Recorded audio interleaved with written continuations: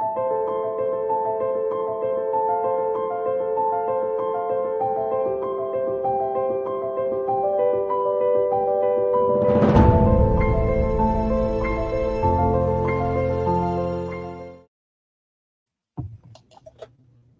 name is Bianca Barnes, and I'm the host of Talk About Real podcast, where we share real stories about a real God.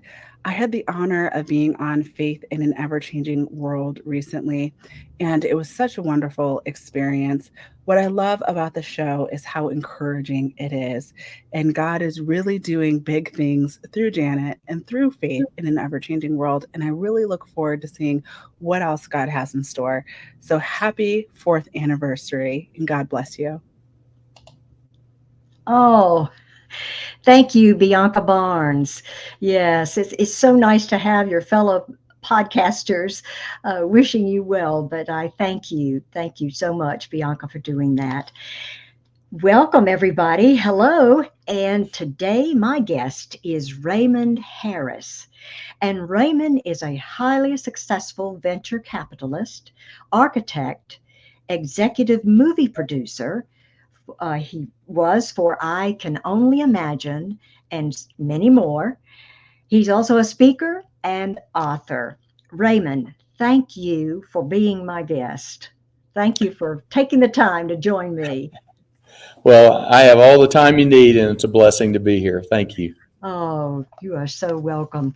Now, Raymond has written a book called Enduring Wealth, Being Rich in This World and the Next. And that's what we're going to be talking about today.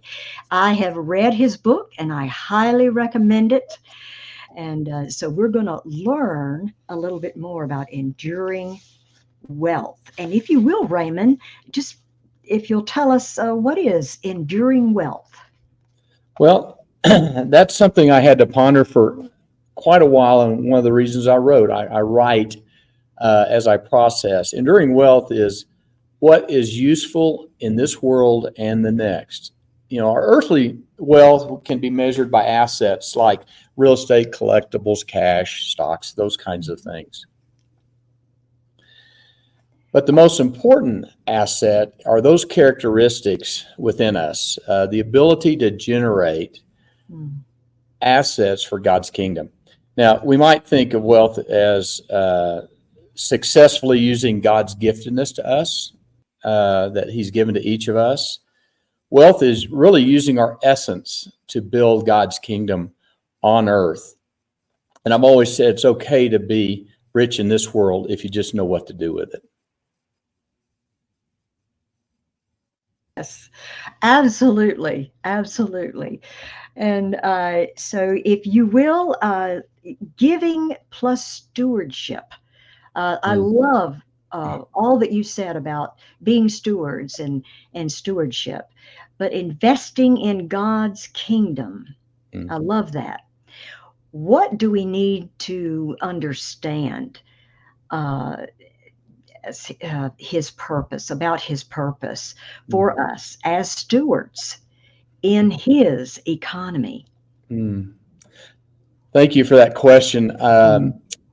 I had to go back and really understand what it meant when I've been taught that God owns everything. I've heard that many times.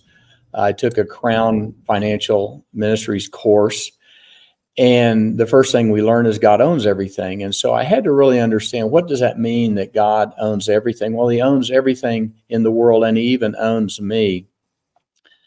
Secondly, God gives men and women their wealth or their ability to generate wealth. And once I understood that God owns everything and He gives us the ability to generate this wealth, we can't really be prideful that we're self-made men and women any more than people around the world that work really hard are not necessarily financially successful, but some are. And so my thought was that God gives us our wealth, and it's what we do with it is what really counts. And so my thought was, if God gives us our wealth, it's His. What are we to do with it? Do we own it? Do we spend it? Do we hoard it? Do we save it? Do we give it to others? And I think that God intended that wealth to us to be his money managers on this earth. And so wealth given to us is to be used, but it's also to be taken care of. It's not ours to own and possess, but it's ours to use. And we are the hands and feet of Christ on earth. And I think he gives men and women their wealth to be those hands and feet, to take care of his kingdom on earth and to take care of those that can't take care of themselves. I noticed in the parables that Jesus taught regarding the three stewards, you'll remember that story, those stewards were given money to steward. They were not donors, they were investors. In other words, they didn't take the money the master gave it and gave it to other people. They took the money that the master gave them and they invested it. And even the third steward that hid the money, at least he returned it to the master. And he was condemned even for that. So I think we should be looking at our stewardship as investors and not just simply as donors. But I will say this as well, that it's great to donate, particularly if you can spend my money better than I can for what you do, then I would be a fool not to give that to you. But if I can spend my money better than you can, then I would be a fool to give it to you. So I think that many times giving other people money is a very wise thing to do if they themselves are stewards and know how to use it well. Right. And that's the key. I feel like that's yes. the key. Yes. Or it's hard to find people in not-for-profits or ministry or churches that really understand that concept, that when they're entrusted money from others, that they become the stewards of that money and they need to use it well.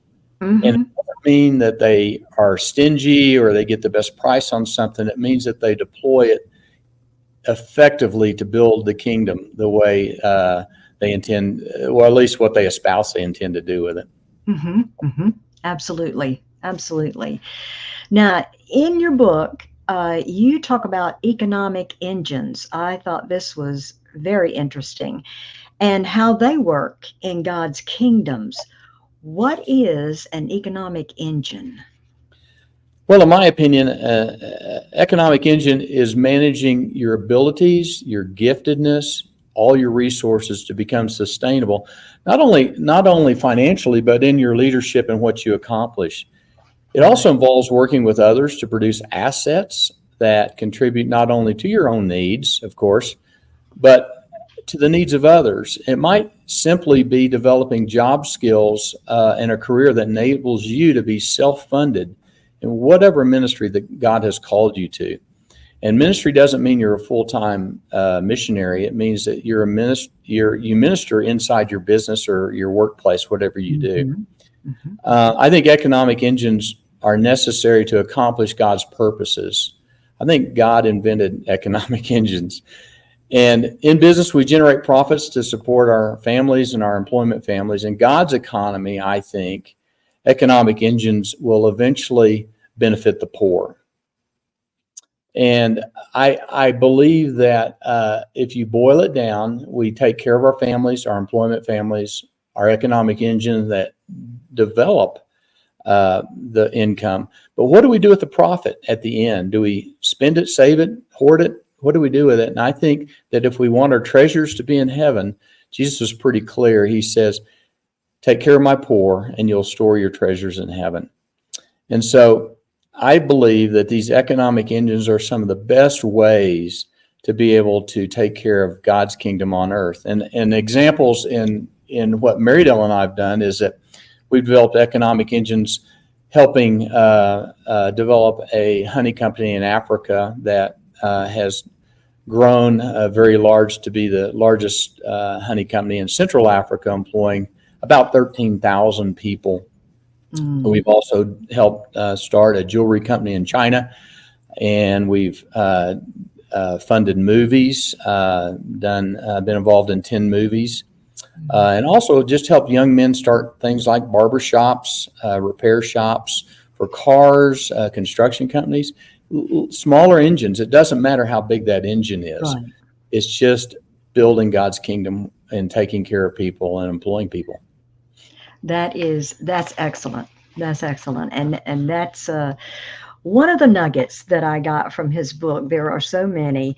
And so if you are in ministry or have a ministry, or an organization and needing funding, this is a book that you really need to read, because he gives experiences, his own experiences, as a donor. So it just, and scriptures as well. So it just helps you to understand that process, because, and from a donor's perspective.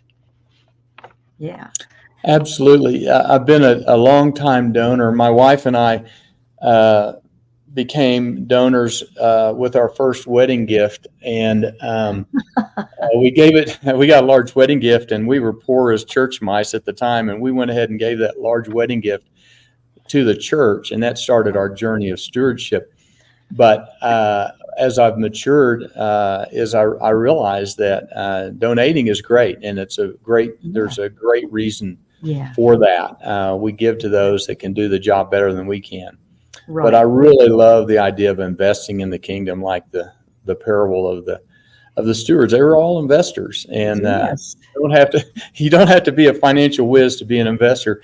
The key, I think, is to listen to the quiet whispers of the Holy Spirit, and then be obedient to what you hear him tell you, and just develop relationships with people, and then invest in people. I always say that I cribbed this from Ross Perot, but I invest in the jockeys and let the jockeys pick the horses and what they do. And the same way, I invest in young men, and occasionally a woman, but usually young men, and let them pick what they're going to do. And so I've been successful in picking jockeys that the Holy Spirit has nudged me to get involved with. Wow. Well, the whole concept of investing in God's kingdom, that in itself, and that's something maybe we don't really think about, that we're investing in God's kingdom. Yes. And so it just gives a whole different perspective of what that means. And and even for young men and women as well, to learn to develop their economic engines and to serve in God's kingdom. So that, stood out to me as well, in managing their abilities and gifts and resources. So, and we should all use our what God has given us to glorify him. Yes. And that helps build his kingdom. He's more interested in us than what we have, and especially since he's given it to us. So he's more interested in who we are and the men and women that we become to build his kingdom. And so it doesn't really matter what you do as an occupation. You can work within his kingdom, and everyone is in full-time ministry, whether they realize it or not. That's true. That's true. That's true.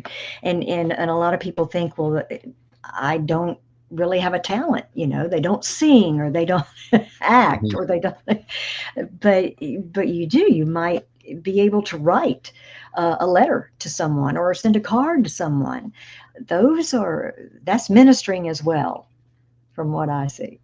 Absolutely. God's interested in our essence, our whole package. I think stewardship is not, I think stewardship has been mislabeled by the church and a lot of the teaching inside church to have something to do with financial resources. And I think stewardship is using everything we are, our essence, our giftedness, our talents.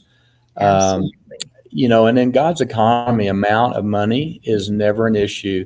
The widow that went to the temple to give 2 small coins was epitomized over all other stewards for her faithfulness.